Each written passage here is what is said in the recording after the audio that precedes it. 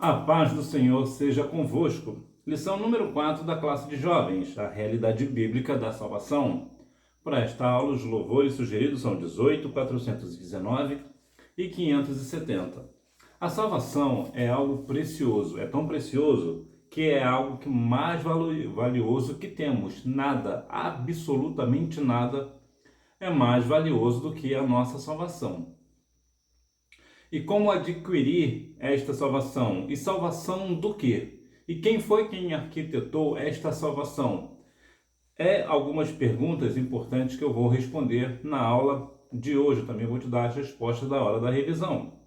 Texto principal, a saber, se com tua boca confessares ao Senhor Jesus Cristo e em teu coração creres que Deus o ressuscitou dos mortos, serás salvo.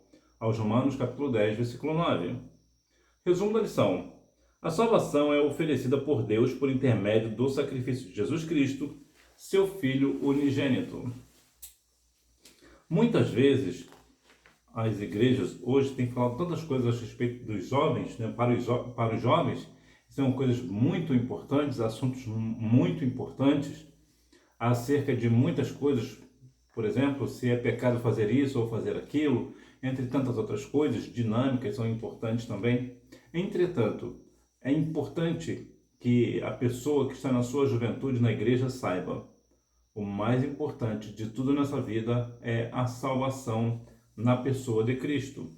Os objetivos desta aula é enfatizar a necessidade da salvação, conscientizar dos efeitos da salvação, compreender que a salvação é para todos que desejam recebê-la. Isto é um ponto muito crucial também sobre a salvação, porque sim, a salvação é para todos, ainda que algumas pessoas achem que não. Introdução. Se por um lado a Bíblia nos mostra uma má notícia sobre a nossa condição, a de que somos pecadores e estamos afastados de Deus, por outro lado, ela nos mostra uma boa notícia nos evangelhos, que Deus proveu em Jesus Cristo a salvação de que necessitamos para sermos reconciliados com Ele. Portanto, quem arquitetou a nossa salvação foi Deus. Quem executou foi Cristo, como Ele executou na cruz do Calvário. A Bíblia nos relata que nós somos pecadores. E por nós sermos pecadores, nós estamos afastados da presença de Deus. Por quê? Porque o pecado ele faz divisão, ele faz separação entre nós e Deus. Entretanto, a Bíblia também nos oferece algo interessante, que é a salvação em Cristo. Quando nós cremos no Senhor Jesus de todo o nosso coração e com os nossos lábios confessamos que Ele é o nosso Salvador, nós temos salvação nele. E é importante que algumas vezes durante a sua vida você interpele, se pergunte sobre algumas questões. Muitas pessoas dizem que o cristão tem que ser convicto e saber da sua salvação. Isso não é uma realidade 100%. Por que que não? Porque muitas pessoas que pensam e têm certeza que são salvas, na verdade não estão. E é importante nós nos perguntarmos: será que de fato eu estou salvo na pessoa de Cristo? Ou seja, será que de fato eu estou crendo que Jesus é o Cristo? Será que de fato eu estou crendo que Jesus foi ressuscitado dentre os mortos? Será que eu realmente estou crendo no Senhor? Porque muitas vezes nós chegamos na igreja e vemos pessoas louvarem ao Senhor e louvam muito bem, mas a vida, como é que está a vida no dia a dia? Porque para a igreja, muitas vezes até, nós colocamos uma máscara, né? Vamos assim dizer, né? Nós nos colocamos como pessoas santas, mas que na verdade a nossa consciência sabe que nós não somos. Nós estamos vivendo uma vida de pecado. Então é importante que nós venhamos nos interpelar, nos questionar. E a salvação também não é a questão do que eu faço ou o que eu deixo de fazer, mas é uma consequência da salvação. Vou te dar um exemplo.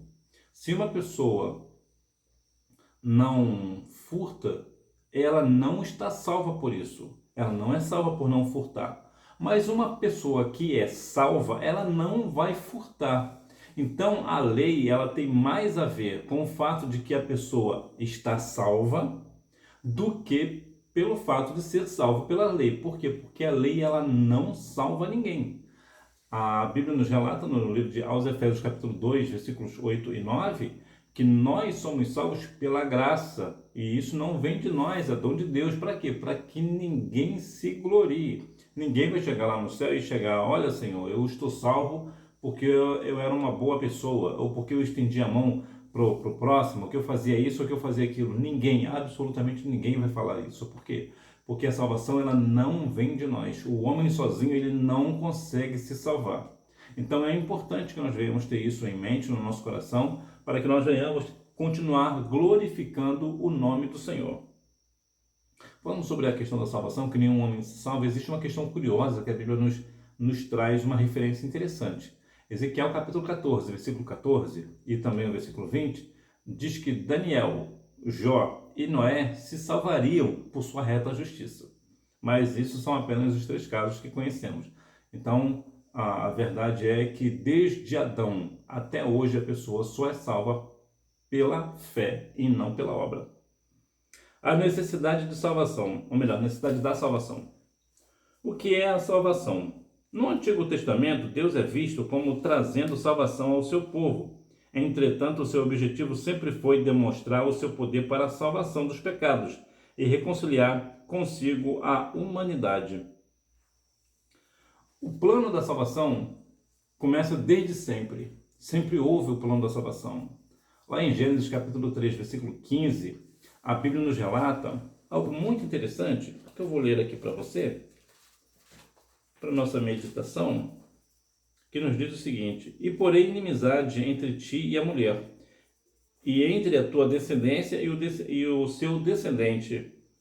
Este te ferirá a cabeça e tu lhe ferirás o calcanhar. Isso aqui é a profecia de Cristo. Por que isso é importante? Muitas vezes as pessoas pensam que a salvação Deus criou muito depois de ter feito o mundo, de ter feito isso ou de ter feito aquilo. Deus já sabia desde o início e já vamos saber o porquê que Deus já sabia. Deus já sabia da queda que Adão iria cair. Deus já sabia. Então ele começa o plano da salvação como? Anunciando em Gênesis 3,15 que viria o Messias. Né? Jesus iria vir. É claro que ali é de uma forma mais obscura, vamos assim dizer, né? Não é tão claro quando lemos a primeira vez, depois com o tempo que nós vamos começar a entender. Mas o que acontece? A salvação, ela é uma ferramenta, uma válvula. Não é uma válvula, de fato é uma ferramenta, né? É algo que Deus criou, a salvação é algo que Deus criou para que o homem não se perca, para não perder a coroa da criação, porque o homem é a coroa da criação. Então Deus, no seu poder, no seu amor, o que ele fez? Ele reconciliou o homem ao Senhor, ao próprio Deus. Né? Então ele começou, ele planejou, ele arquitetou a salvação para que o homem que cresce no Senhor fosse o quê? Salvo na pessoa de Jesus. A origem da salvação. A salvação tem sua origem no próprio Deus. Foi Ele que planejou todo o cenário pelo qual ela aconteceria. E uma das coisas que precisamos entender é que o homem não pode salvar a si mesmo. Muitas vezes as pessoas tentam de formas de fazer obra, até de auto se mutilar para ser salvo. Isso não traz salvação a ninguém. Absolutamente nada no mundo traz salvação ao homem. Nada, absolutamente nada. Nós somos salvos somente através do Senhor Jesus. Somente Ele tem a salvação. Foi Ele que executou na cruz do Calvário. O Espírito Santo nos leva para Cristo. Portanto, o Espírito Santo ele nos direciona para a salvação. Deus arquitetou desde o início, mas nós entendemos a origem de que o homem ele é incapaz de se salvar. Muitas pessoas procuram fazer situações e até pagar promessas. Lá no Rio de Janeiro tem uma igreja chamada Igreja da Penha. Fica num penhasco, tipo uma montanha, num lugar bem alto. E para subir lá tem uma escadaria. Essa escadaria dizem que tem 365 degraus. E há pessoas que pagam uma promessa e sobem aqueles 365 degraus de joelhos. E eles acham que por conta disso serão salvos. Ah, é porque eu estou pagando uma promessa. Eu fiz uma promessa para não sei quem e um santo desse, que eu não entendo muito esse negócio de santo católico, eu não entendo muito. E eu alcancei uma vitória, então eu vou subir as escadarias da Penha de joelho. Nada disso traz salvação. Deus odeia a idolatria, e isto é uma idolatria. Lá no livro de Êxodo, capítulo 20, versículos 2 e 3, Deus vai falar: não terás outros deuses diante de mim. Por quê? Porque Deus aborrece, abomina. A idolatria é uma abominação aos olhos de Deus. Para a gente entender o que é abominação, existe o pecado e a abominação. Pecado, por exemplo, se alguém furta algo de alguém, isso é um pecado. Isso a pessoa está pecando. A polícia entende, inclusive, como um crime, né? Que de fato é. E a abominação, ela está acima do pecado.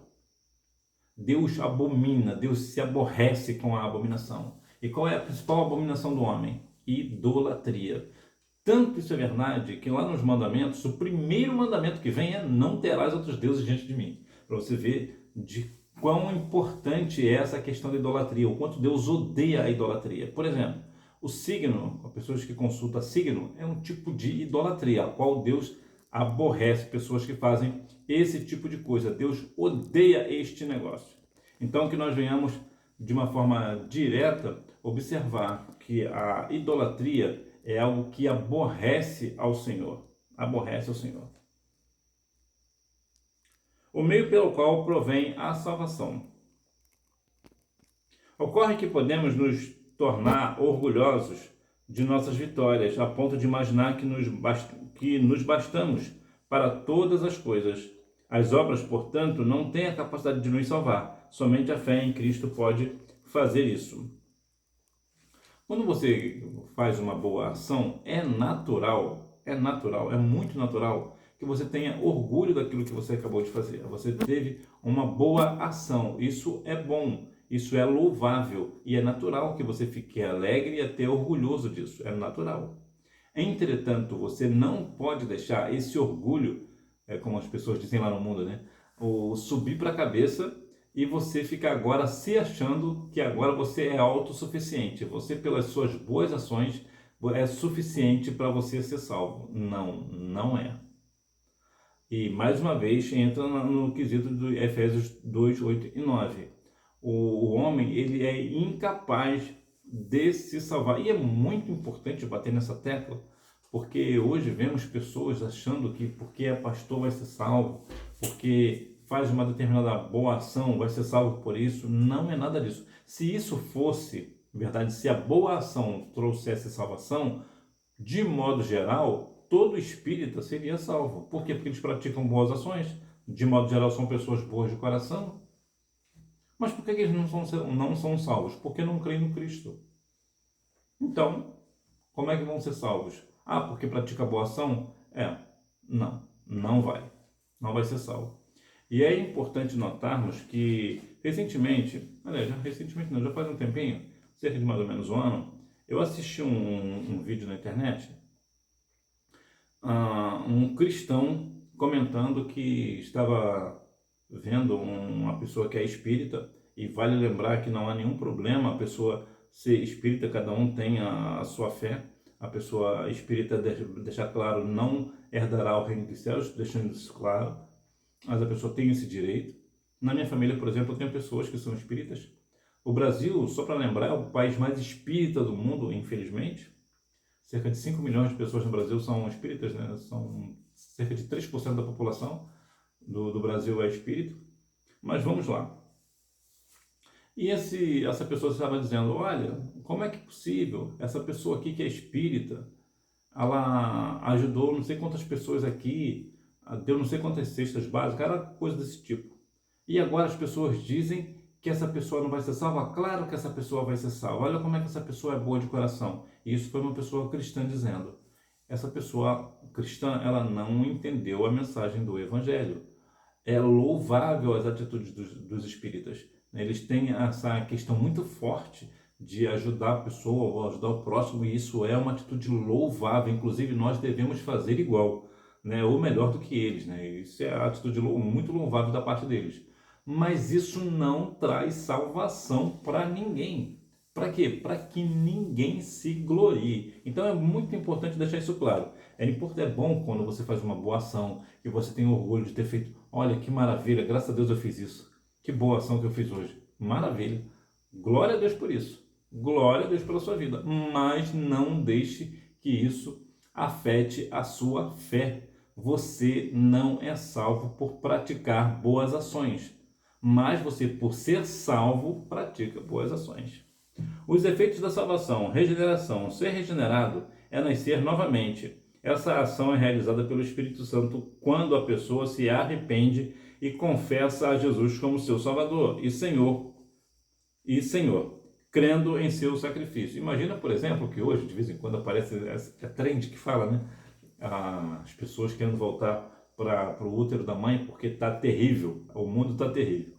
Imagine que se realmente nós tivéssemos essa possibilidade de quando eu tivesse uma coisa assim muito ruim, a vida está muito difícil, então eu vou voltar para o útero da minha mãe e depois eu vou nascer de novo. Não seria uma coisa interessante? Mas isso não é possível, né? Não no meio carnal. No meio carnal isso é impossível, mas no meio espiritual isso é possível. E é muito possível e é isso que nós devemos fazer.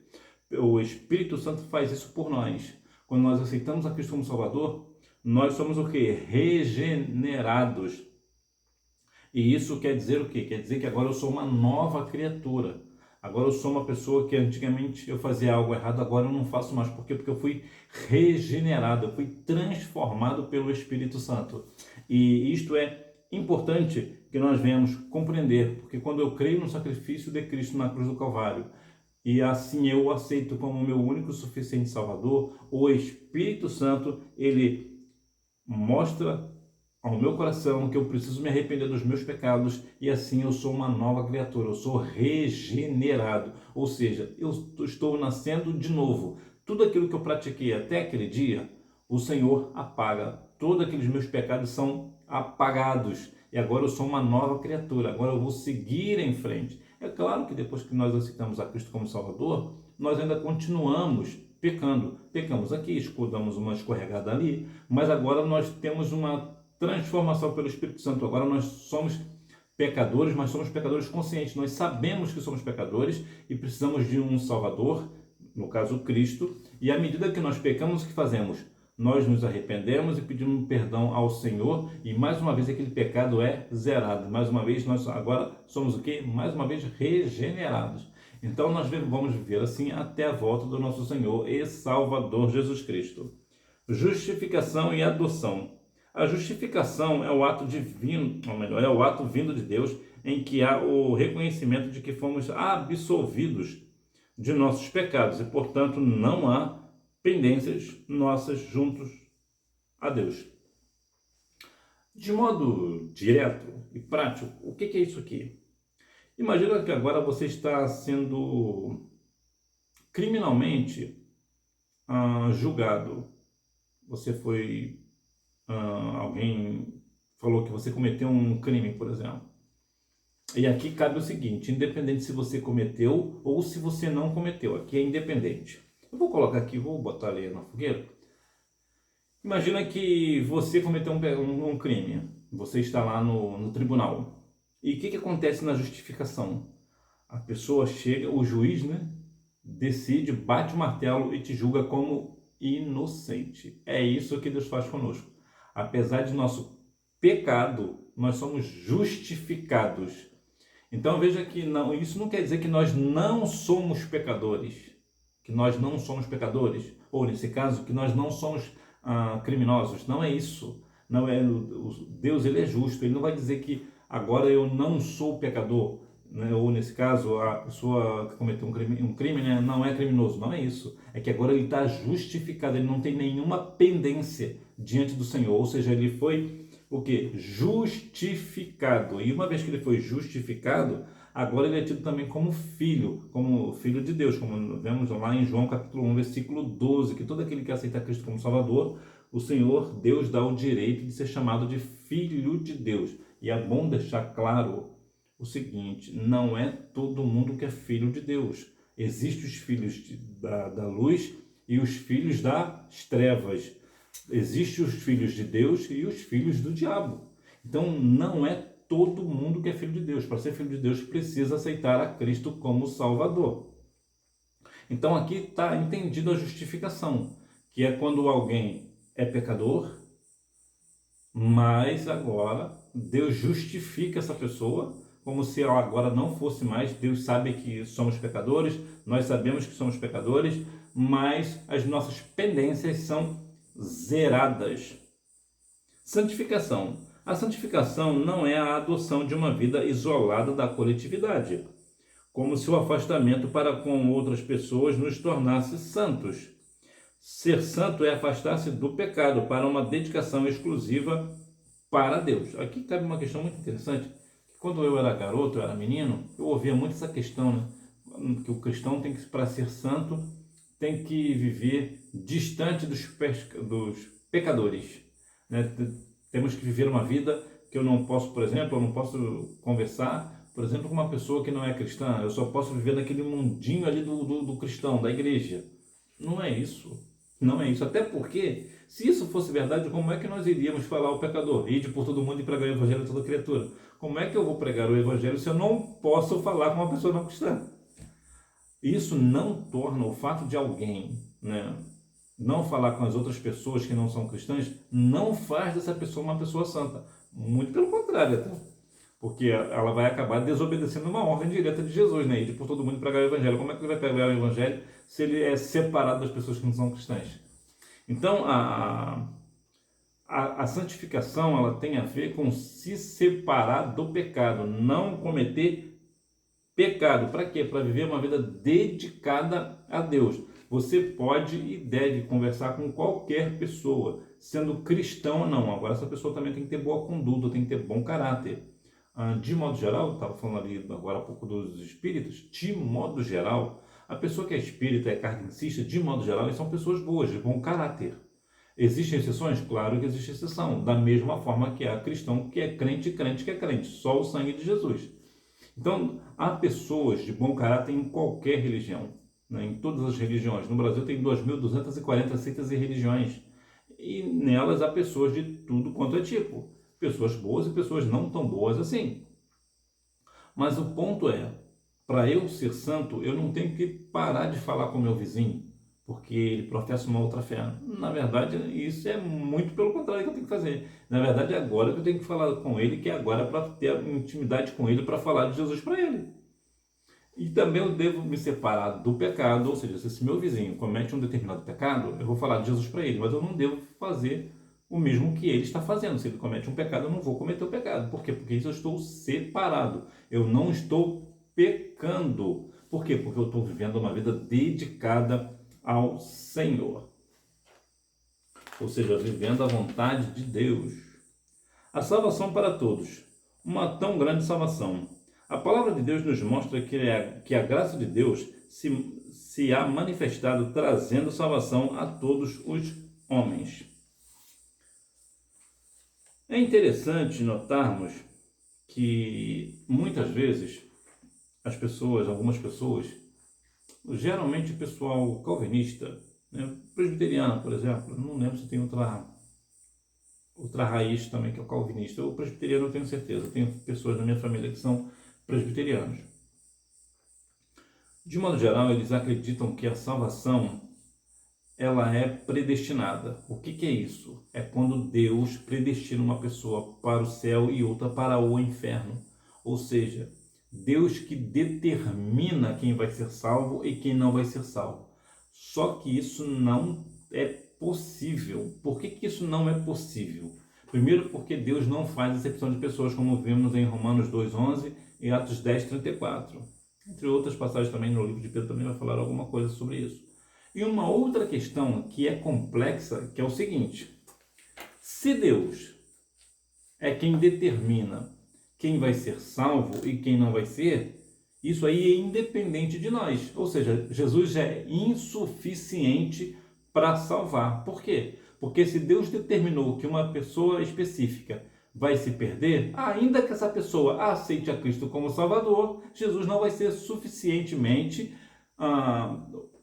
para salvar essa pessoa, porque Deus já determinou que essa pessoa não será salva, viu? Por outro lado, significa também dizer, se Deus determinou uma pessoa para ser salva, independente do que essa pessoa fizer, todo tipo de pecado, nunca vai aceitar Jesus na vida e vai ser salva. Então não faz sentido. Então a questão da predestinação, nesse sentido, ela é equivocada. Deus, ele sabe, né, de todas as coisas. Portanto, a salvação, ela é para todos, né? Todos podem ser alcançados pela salvação se aceitar a Cristo como Salvador. Como eu já disse, Deus não faz acepção de pessoas. A presciência de Deus e a salvação. Um dos atributos de Deus é a presciência, ou seja, a capacidade divina de saber o que há de acontecer no futuro. Por meio de sua presciência, Deus sabe quem há de responder à mensagem do Evangelho, mas isso não significa que foi Deus quem escolheu quem será salvo e quem não será salvo. O que isso quer dizer na prática? Existe um texto lá no livro de Apocalipse que nos diz que nós temos, para você talvez não, que você é muito jovem, você é de uma nova geração, talvez você talvez nunca tenha ouvido. Pois quando eu era garoto, eu era das crianças, eu ouvia muito quando uma pessoa aceitava Jesus, o dirigente da igreja, o pastor, falar: Senhor, escreve o nome dessa pessoa no livro da vida, está aceitando a Cristo como Salvador. E existe um texto bíblico lá no livro de Apocalipse que diz exatamente o contrário. Por quê? Porque todo nome que será salvo já está escrito no livro da vida. Não precisa de a gente falar para Deus escrever o livro, escrever o nome no livro. Por quê? Porque já está escrito. Ou não. Por quê? Porque às vezes aquela pessoa aceitou a Cristo na euforia, na emoção, e não vai ser firmado. Então, Deus tem a presciência. O que é presciência? É a ciência de saber o que vem depois.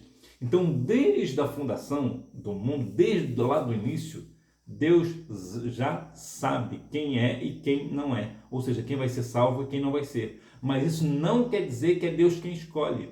Mas Deus é quem sabe por sua presciência. Então, ele sabe quando uma pessoa vai aceitar a Cristo e quando não vai aceitar. Eu vou deixar aqui na descrição o texto de Apocalipse que nos dá essa direção, né? Porque Deus sabe de todas as coisas. Então, sim, Deus sabe quem vai ser salvo e quem não será. Mas, mais uma vez, não é Deus quem escolhe. Deus não predestina alguém para salvação e outro para perdição. Até porque isso seria injusto. Então, a questão nossa é: o Senhor, ele sabe quem vai e quem não vai, porque ele sabe de todas as coisas, mas não é ele quem determina. A resposta humana à salvação. Os atos de confessar e crer são impulsionados pelo Espírito, mas são ações meramente humanas. E aqui entra a parte humana da salvação, porque Deus arquitetou a salvação. Jesus executou a salvação na cruz e o Espírito Santo nos leva para a salvação. Por que ele nos leva para a salvação? Por causa de João 16,8, que é o Espírito Santo que convence o homem do pecado, da justiça e do juízo. Então é o Espírito que nos orienta a nos arrepender dos nossos pecados para ter Jesus como Salvador. Entretanto, a escolha de salvação é nossa. Somos nós quem escolhemos se vamos ou se não vamos, se vamos aceitar a Cristo como Salvador ou não. Somos nós. Então, nós quando confessamos, né, e cremos no nosso coração, isso é impulsionado pelo Espírito Santo. No entanto, as nossas ações, o que vai externar a crença nossa, né, e o confesso, né, confessar e crer, é humano, somos nós. Sou eu quem confesso, ou melhor, sou eu quem confessa que Cristo é o meu Salvador e sou eu quem creio que Ele é o meu Salvador. Então sou eu quem tenho que falar, sou eu quem tenho que expor, deixar isso num ato público, por exemplo. Eu estou falando para você agora que eu creio no Senhor, que eu confesso o Senhor Jesus como meu único e suficiente Salvador. Então eu estou colocando para fora, né? Eu estou externando esse meu pensamento. Por quê? Porque eu creio assim, né, na salvação. Eu creio que Jesus morreu na cruz do Calvário por mim. Ou seja, eu tenho o direito de escolher ser salvo ou não. Basta a questão da minha confissão e da minha fé no Senhor. Então, todo aquele que confessa o nome do Senhor Jesus será salvo. Por que isso é importante? É claro que aqui eu não estou dizendo, não estou te dando uma carta branca para você ver uma vida de pecado, que basta você crer no Senhor que você será salvo. Não é assim. Como eu disse lá anteriormente, nós cremos no Senhor, somos salvos em Cristo Jesus, e por sermos salvos, nós fazemos o quê? Nós cumprimos a lei, os mandamentos, os preceitos, nós vivemos uma vida íntegra diante do Senhor, nos afastando do pecado. Por quê? Porque nós cremos na salvação. Quem crê na salvação começa a agir dessa forma. Porque quem não crê na salvação age de qualquer maneira. É levado por qualquer coisa.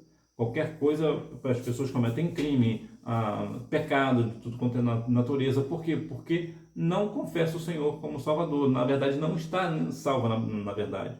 Porque uma pessoa salva na pessoa de Cristo, ela sente, né, no seu interior o desejo de não cometer pecado. Eu já vi alguns relatos de pessoas, isso aqui vale muito para você que quer saber se uma pessoa está realmente salva por alguma situação, a pessoa realmente está convertida, é quando essa pessoa fala do passado dela, passado de pecado.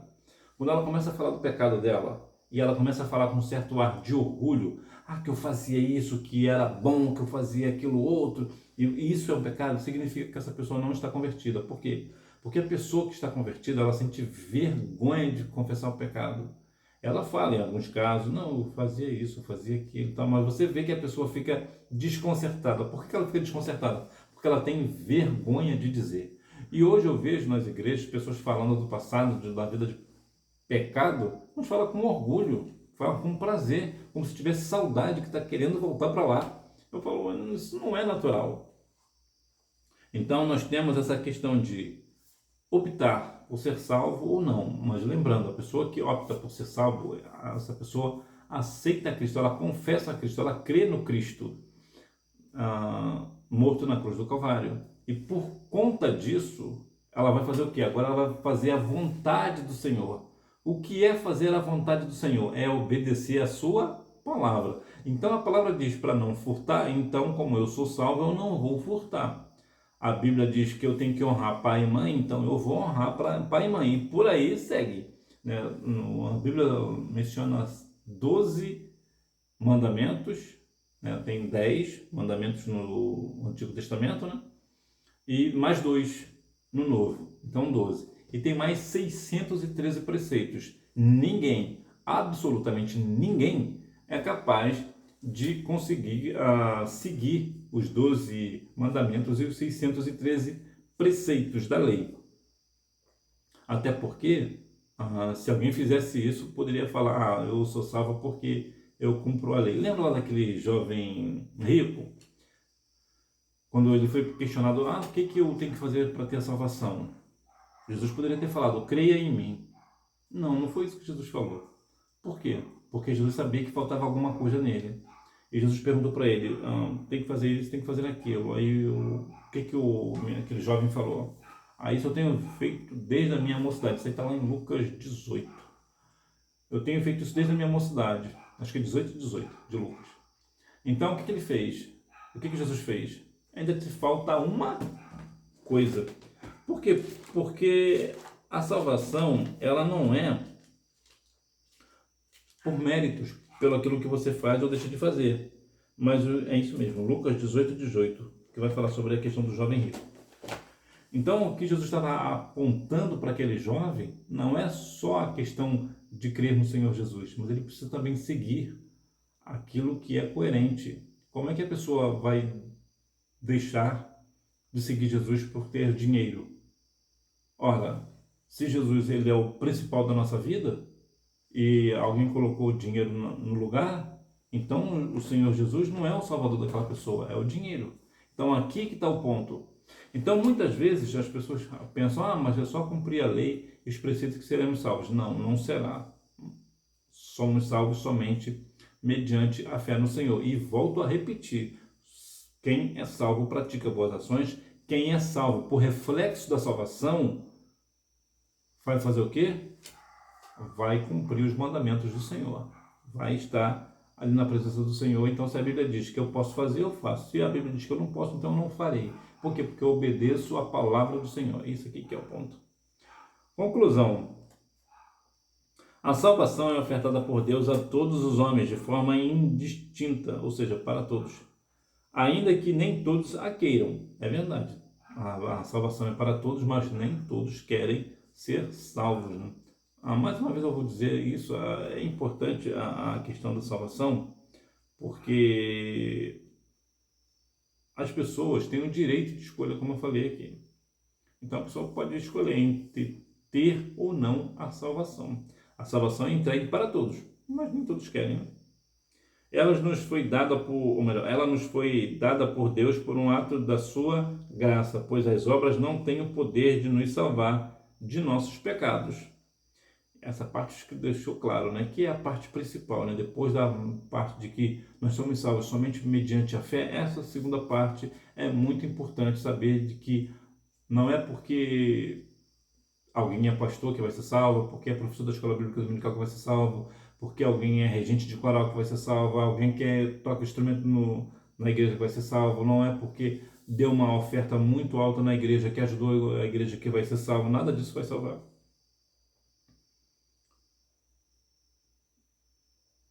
Ela nos foi dada por Deus por um ato da sua graça, pois as obras não têm o poder de nos salvar de nossos pecados.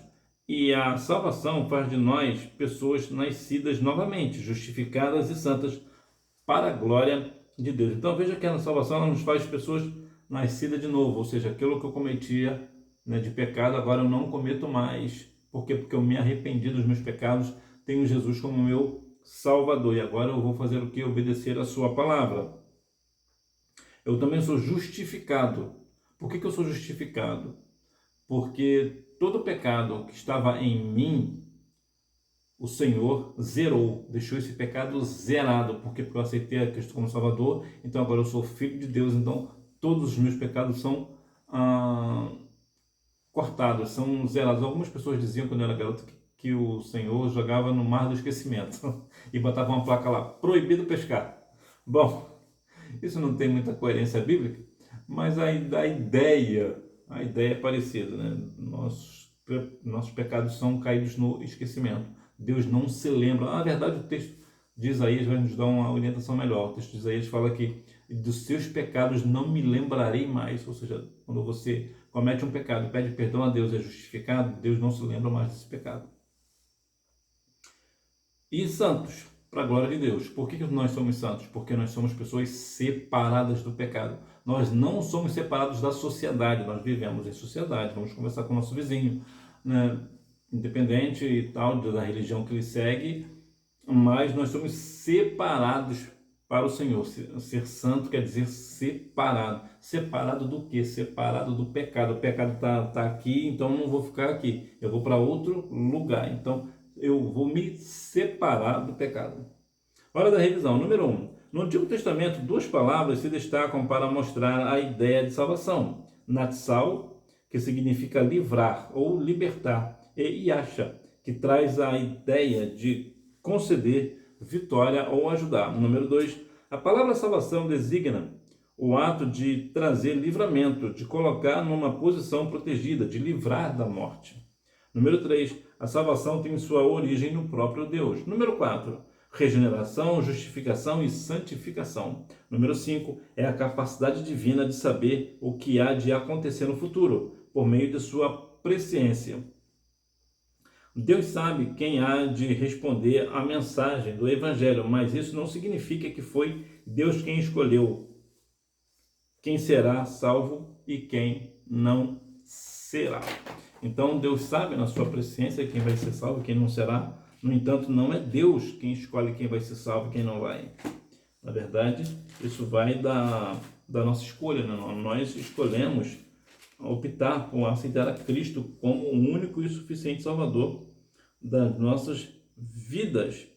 Então, que nós venhamos continuar assim. Eu observo que o termo da salvação não é falado com profundidade nas igrejas e muitas vezes nem é mencionado.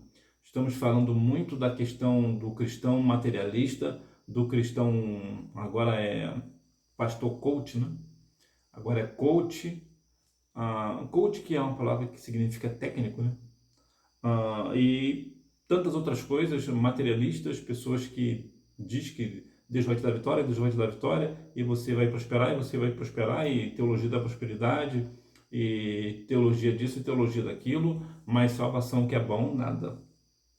Jesus não morreu na cruz do Calvário para que eu e você fôssemos ricos, montado na grana. Não foi para isso que ele morreu. Jesus não morreu na cruz do Calvário para que nós venhamos ser populares na, na nossa sociedade, em família ou coisas do tipo. Jesus não morreu na cruz do Calvário para que eu e você tivéssemos uma vida luxuosa ou coisas dessa natureza, de ter uma vida somente de vitória, nada disso. Jesus inclusive falou em João 16,33 que no mundo tereis aflições.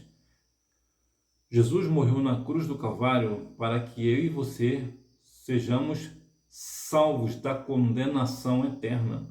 Jesus morreu na cruz do Calvário para que nós venhamos ter salvação, salvação na pessoa dele. Nós somos salvos por ele, porque cremos nele. Então toda honra, glória, louvor e adoração nós temos que dar a ele, né? O Senhor Jesus, que é o nosso Salvador. Portanto, creia no seu coração que você é salvo porque você crê no sacrifício de Cristo, porque você confessa o Senhor Jesus como seu Salvador, que o Espírito Santo, ele transforma a sua vida. Então você crê no Senhor Jesus, você até pratica boas ações, mas você pratica boas ações não para que você venha a ser salvo, mas você pratica boas ações porque você é salvo. E que Deus continue abençoando a sua vida e você me vê na próxima aula, se Deus quiser. Tchau!